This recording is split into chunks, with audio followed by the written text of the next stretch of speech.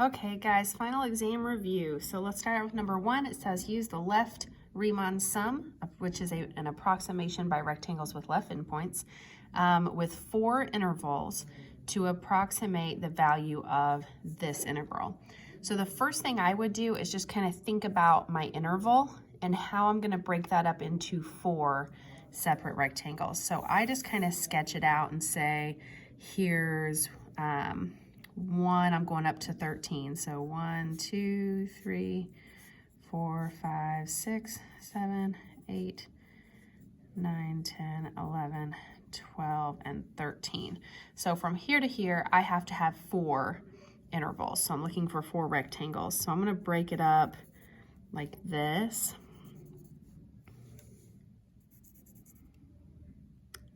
Yeah, I did that right. I thought I broke it up too much there. Okay, so when I break it up by 4, that means I really have to make 5 marks, right? So here's 1, 2, 3, and 4, and those all have to be the same. So it looks to me like they're 1, 2, 3 units apart. 1, 2, 3, 1, 2, 3, 1, 2, 3. So I just broke it up evenly. You could have also thought about it as 13 minus 1 is 12, so I have 12 spots to fill. With 4 intervals, so if I divide that by 4, I get 3, so each one should be 3 spaces is each interval. Okay, so I really don't care what's happening to my function up here, but I do need to know numbers, like what's happening at that point. So I will need to know what f of 1 is, because that is going to be the left endpoint on this rectangle, right? And then maybe this one goes up here. I actually have no idea what this function is going to look like. I'm not even looking at this right here. I'm just thinking if I have a rectangle here and I need the left side, that means I'm going to need f of 4 to figure out what the height of that rectangle is. If I have a rectangle right here, I'm going to need to know what this f of 7 is to know that height. And then the last one I'm going to need to know is f of 10. So I need to know all of those things just to get my left endpoints here. So that height, this height, this height, and this height. That's what I'm looking for. So remember, when I do area, I'm going to be doing base times the height of each of these and then adding it up. So I know I'm going to do 3 times whatever f of 1 is. That's going to be my first rectangle. Plus, I'm going to do 3 times f of 4. That's going to be my second one. Plus 3 times f of 7 was my next one. And 3 times f of 10 is my last one. So I need those 4 areas. So I can go over here and say, okay, well then what is f of 1? Well, the function is x squared minus 8 times x. So this would be 1 squared minus 8 times 1, which is 1 minus 8, or negative 7. So this first one is 3 times negative 7. Plus, the next one is going to be 3 times f of 4. Well, f of 4 is going to be 4 squared minus 8 times 4, which is going to be 16 minus 32, or negative 16. So my drawing over here is not at all accurate, because this is, f of 4 is negative 16. So that means it's down 16 this way. And f of 1 was negative 7, so it's down 7 this way. So my drawing wasn't accurate, but I knew I needed those values, and that's all that mattered. Okay, so my next one, f of 7, that's going to be 7 squared minus 8 times 7, which is 49 minus 56. Which is negative 7. So this is again 3 times negative 7. And then f of 10 is going to be 10 squared minus 8 times 10, which is 100 minus 80, which is 20. Okay, so that was some fast math there. Then I'm going to actually go ahead and multiply those and add them up. So this is going to be negative 21, this is going to be negative 48, negative 21, and positive 60. And if I add all that up, I end up with negative 30 as my area. And remember, if you're doing area, really, this is units squared. I honestly don't remember if they actually put that in there or not. They may just be asking for this value, and that's it. Okay, the second one, this one, I wish I would have done something a little bit closer to what was on the test, but this does give you a taste of it. So this one, if I were to just plug in 0, this would be 0 minus the sine of 0 over 0, let me just do it separately. This would be 0 to the third power. So on the top, I would get 0 minus the sine of 0 is 0, so this is just 0. And 0 cubed is 0. So I end up with an indeterminate form, and I do need to show that. If it is free response, I need to show that I've gotten an indeterminate form in order to use L'Hopital's rule. So on the test, this will happen. You will get an indeterminate form. You need to find the limit using L'Hopital's rule.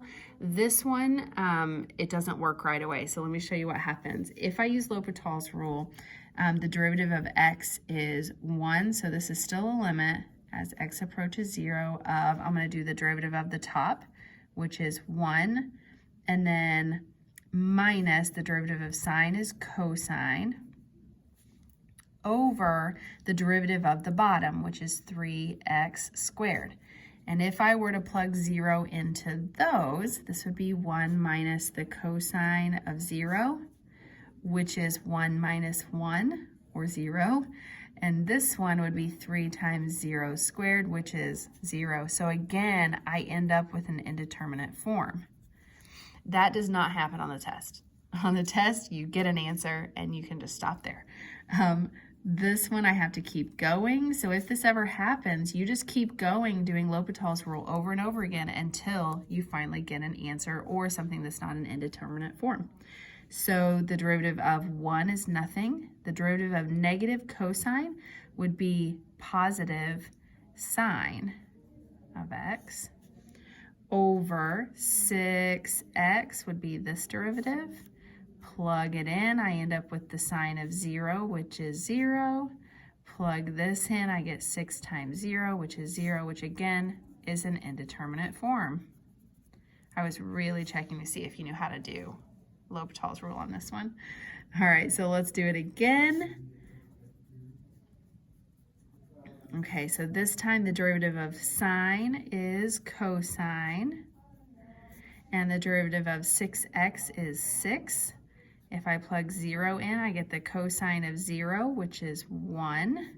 And if I plug anything in here, I don't actually have to plug anything in, so I just end up with 1/6 as my answer. Okay. Number 3, they want me to find the area of the that is enclosed by these things, these functions.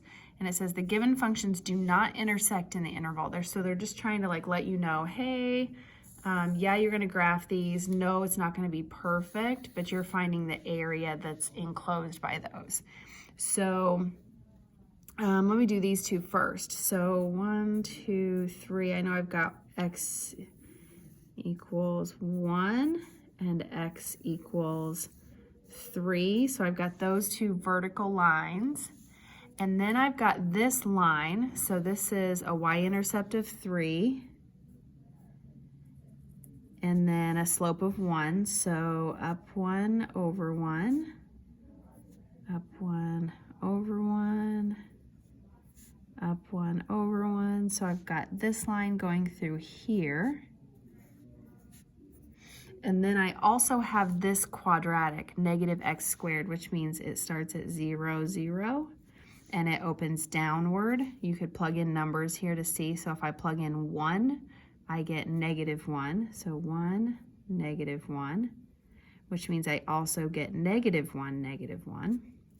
If I plug in 2 here, I get -4. 2, 2, 3, 4. And I really don't care what's happening over here, but I know it mirrors it. And then if I plug in 3, I would get -9. So 4, 5, 6, 7, 8, 9. We're going to say it's about right there. So it looks something like this. Okay, so they're wanting me to find the area that's enclosed by all of those together. So that's all of this area in there. Okay, so what does that mean for us? Well, that means I'm going to take this integral from 1 to 3. That's my limits. So from 1 to 3. And then remember, you always do top minus bottom. So this part, this sketch over here does not have to be very perfect. You really just need to know which one's on top and which one's on bottom so that you can set this up. So my area is going to be the integral from 1 to 3 of my top function, which was x plus 3, minus my bottom function, which was negative x squared, and then there should be a dx on that. Okay, so that means I've got the integral from 1 to 3 of, let's go ahead and combine these. This would be a plus x squared, so I'm just going to say x squared plus x plus 3. You could have left it in this order where you said x plus 3 plus x squared. I just put them in order, dx. So then let's go ahead and take the integral. So this one, remember, add 1 to your exponent. So that's going to give me 1/3 x to the 3rd. This one's going to give me 1/2 x squared. This one's going to give me 3x. And I'm going from 1 to 3.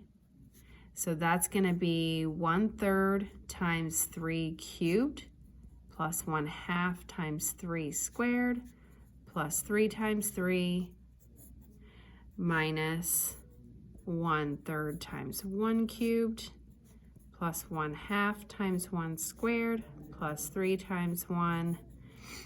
And then I just got to work all of that out. So if I work all of that out, I end up with total, go ahead and I'm just going to go ahead to the end. I ended up with 18 2/3. You could have left that as a mixed number, or which is what I have, or you could leave it as an improper fraction. It's up to you, whatever your calculator gives you, unless it's multiple choice. So if it's multiple choice, just make sure you know how to get from this to an improper fraction or an improper fraction back to this. Okay, the last one on this page is saying I've got this g of x equals 1 up to x squared natural log of t dt. What is g prime of 3? So first thing you need to know is how to find g prime. So g prime of x is the first thing I need to know. Well, this is an integral, but it has a variable in it. So what you do in that case is you replace t with that variable. So this would be the natural log of x squared. But if you do that, you have to take it times the derivative of that variable that you just put in there. So times 2x in this case. That is just like a rule you need to remember, that if there's a variable over here in this integral and you're finding the derivative, remember an integral and a derivative are opposites of one another, so they pretty much cancel each other out, but this means there's a chain rule in there, so you have to include that in there. Okay, so now I'm going to find g prime of 3, which would be the natural log of 3 squared, or 9, times 2 times 3. So really you could rewrite that as 6 natural log of 9, which is how I would write it. I always put whole numbers up front and then your natural log at the end. Okay, so let's stop there. I'll do each page separately.